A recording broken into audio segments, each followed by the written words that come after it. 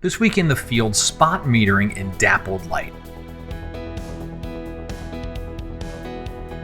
Hey everyone, I'm Scott Davenport. Welcome to In the Field. Thanks for joining me today.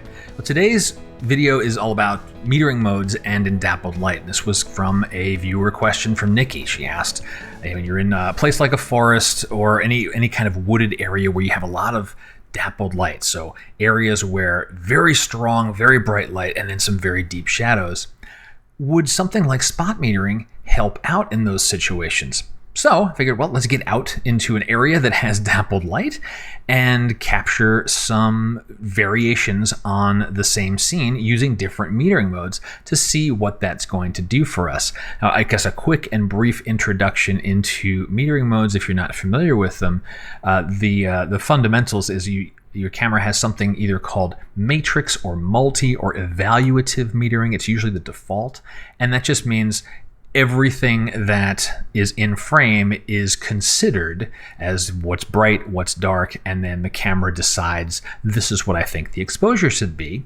Then you've got two other modes, usually center and then spot, and depending on your cameras, spot is usually the most restrictive. Center is somewhere between the two, where the camera will look at the entire frame, but it will bias the exposure toward the tones, the light, the luminances of what's in the center of the frame. And then spot is a very specific area where you place, you target that with your camera, and the camera will consider whatever is within that spot for the metering.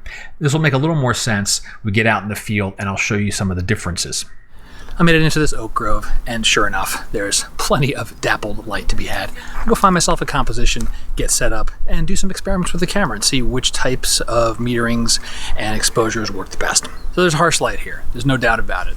Got really bright brights, really dark darks. I'm going to put a polarizer on the front of the lens. That'll help cut down some of the glare off of the foliage.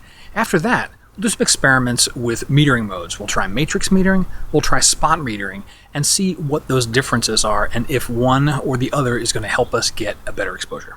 We're going to try a couple of experiments with metering modes. First, we'll use multi-mode or evaluative mode, depending on the camera you have. And that means it's going to look at the entire scene, take all of the different light readings that the camera sees, and make a best guess at the exposure. Then we'll try spot metering, and we'll do spot metering in a couple of different ways. It depends on what you want to meter for. Do you want to meter for the brights or the shadows? And there'll be a range, an area of the camera, usually in the center, that you position over the element that you want to be exposed for, lock that exposure in, and then recompose and take your shot. It's a little bit of a dance you sometimes need to do with the spot metering, but it will give you more control over exactly what area of your photo gets well exposed and whether or not highlights get blown out or shadows get clipped. Let's start with a standard exposure. So we're going to be in metering mode multi, which is evaluating everything. And as I move the camera around, we see a little bit of differences. I'm going to do it here. Give me basically an exposure there. We'll set our focus point and take a shot. Now let's try one of the other metering modes. Let's try spot. Now what spot's going to do is in the center of the camera, there's a small circle, and wherever I place that, that's what it's going to meter. Right now for metering for shadows, if I rotate this out and turn the camera toward the brighter areas, notice that those brighter areas are becoming more visible. We're not blowing those out. So I could meter there. I could lock that exposure with auto exposure, lock, recompose, and take that shot. So I'm not losing those highlight details.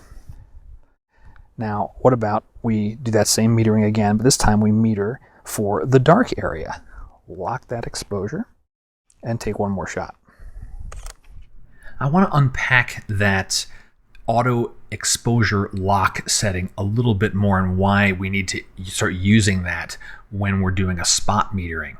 Well, as soon as spot metering, at least on the Sony cameras that I have, it's a fixed point. I can't move the spot around. It's not like a focus point that can be moved around.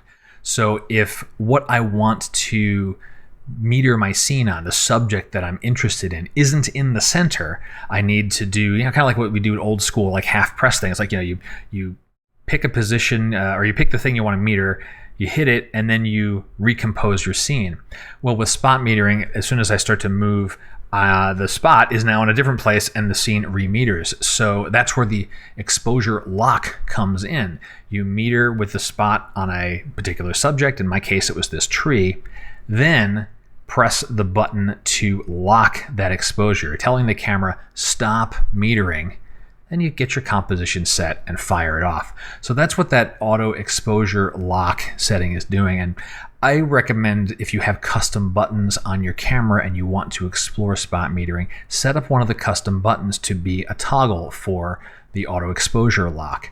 On the Sony camera, I've actually got a little switch that I need to move between, I think it's autofocus and then auto exposure, and then I can press a button. So it's almost a single click, but it's pretty darn close. So what was the takeaway? Did spot metering help me out in this particular scene? In this particular scene, I don't think I needed to spot meter. And the reason is twofold. One, the newer camera sensors keep getting better and better and just capture more dynamic range. Secondarily, I was able to use exposure compensation in the multi or matrix or evaluative metering mode to just make sure I wasn't going to lose highlights, the sky in this particular scene. And so spot metering, I could use it, it works, it did the job, but it wasn't necessary. Now, when might it be necessary? Does it have its place? Well, of course it does. It wouldn't be a feature in the cameras if it didn't have its place. And I think a situation where it would be very, very useful is when you have a very strongly backlit subject and you want detail in that subject. You don't want a silhouette. You could use spot metering, meter on the subject. Now, of course, the background's going to blow out. But, if it's supremely backlit and you just want that subject, that's maybe the look you're going for. And how come you couldn't use exposure compensation for that? You may run out of stops. At least on my cameras, exposure compensation, I tap out at ±3. So if I'm trying to bring out more detail, open up shadows, I'm going to like +3, and I'm still not getting enough. I'm out of luck. But if I let the camera do some more of that work for me, I can use spot metering and get that extra exposure. Or of course, you could just go into manual mode and dial in whatever settings that you want. The reverse is true as well. If you want to more force something into a silhouette, you could meter for a bright background and things in the foreground would darken. So I think what we'll do is later this week in the in-post video, we'll take a look at the 3 different photos that I captured, the multi-metering mode, the spot metering on the highlights, the spot metering on the shadows, and take a look at the histograms and see what the differences are and see just what did the camera decide to do, and maybe do a little bit of light processing on it to see, did it really matter given the nature of our modern sensors in our cameras. So stay tuned for that. That hopefully will be interesting to you. And that's going to do it for this week's In the Field. I hope you've enjoyed it. Nikki, I hope this helped you out with your question. And if you've got other photo questions, I'd like to hear from you. You can reach me through my website. If you want to keep the question private, you can leave a question in the comments below as well. And until next time, my name's Scott Davenport, and happy shooting.